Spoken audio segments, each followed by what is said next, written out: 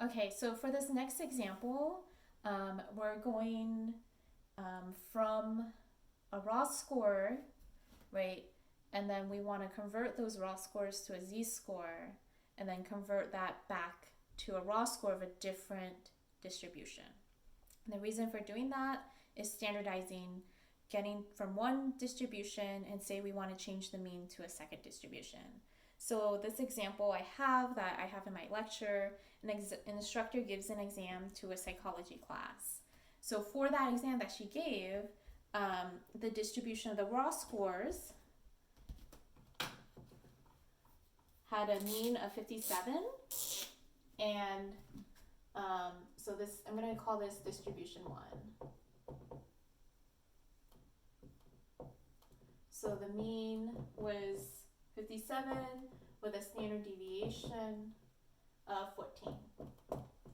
She wants to simplify the distribution by transforming all the scores into a new distribution with a mean.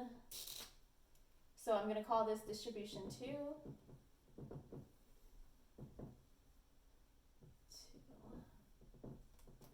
So now the mean, she wants like a more standard mean of 50 and a standard deviation of 10. So the question is that we have two students. So one student, Maria, has this raw score within this first distribution as 64. And then we have the second student, Joe, with a raw score of 43 within this first distribution. So again, whenever I do these road problems, I write down everything. I write down everything that we know. So what we have to do first is convert their raw scores, so Maria and Joe's raw scores, into a z-score. Okay, so that we can see, because what's happening is that for this first distribution,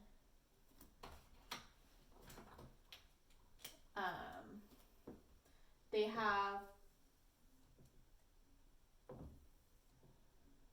the mean is 57. So Maria is falling a little bit above the mean, and Joe is falling a little bit below the mean. So we have to convert both of these individuals to their corresponding z-score. And because we have a different distribution, our second distribution, we want to make sure that these two individuals still fall where they fall within the distribution, but with a different raw score, right? So this is the new distribution. So the first step is to convert these two scores into a z-score, because that standardizes the scores. And then the whole point of doing that to the z-score is because you standardize it, because as you remember, a z-score is standardized based on the standard deviation. And so when you standardize it, you can convert it to the new distribution. So let me show you. So let's first convert Maria's score to what her z-score is. So Maria, 64 minus, so I'm using the mean for the first distribution, right? 57 over 14. That is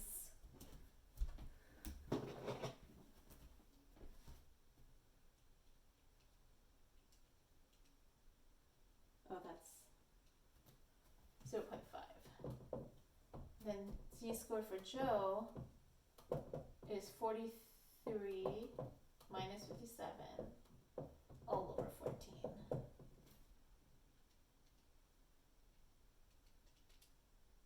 And this is going to be negative.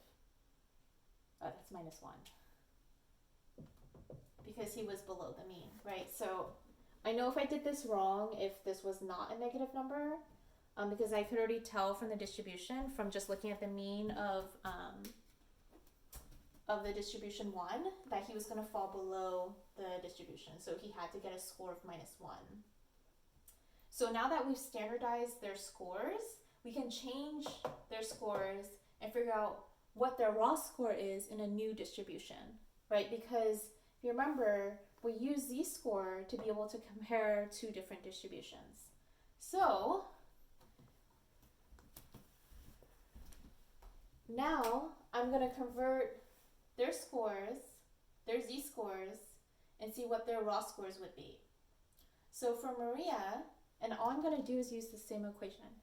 So for Maria, I found out that hers, and what I'm trying to find, right, is what her raw score is. Okay, so we're going to use the equation a little differently. So what I'm going to look for is x. So I'm going to plug in everything, and then I'll solve for x. Okay? So for Maria, her z-score, so this is Maria. So her z-score is 0.5, which is, we want to find x. We know that the mean of the distribution is 50, and the standard deviation is 10. So 10 times 50 is 50.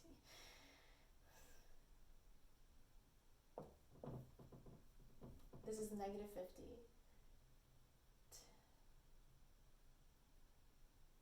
So it's 100.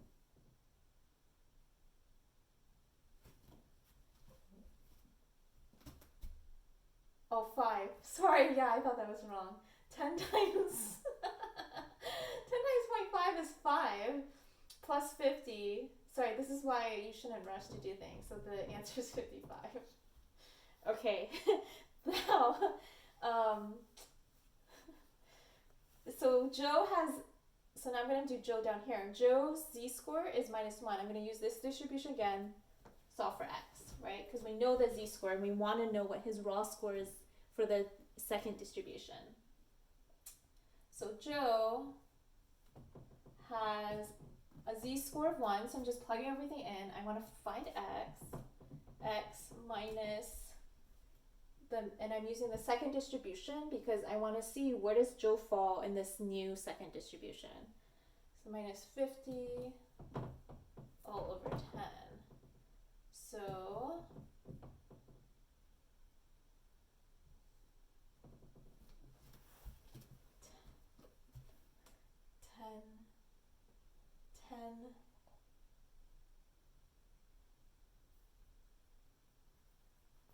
ten times 1. What am I doing wrong? Oh, it's -1. Sorry. Wow, this is a common mistake. So -1 is the z-score. So I knew, okay, so I calculated it in my head and I was like, that's not possible. He has a higher raw score than Maria, right? So that's a common way to see there's a mistake. So 10 minus 10 plus 50, that's 40. So this makes sense, right? So because Joe was lower in the distribution. Okay. So the raw score for Maria is 55. The raw score for Joe is 40.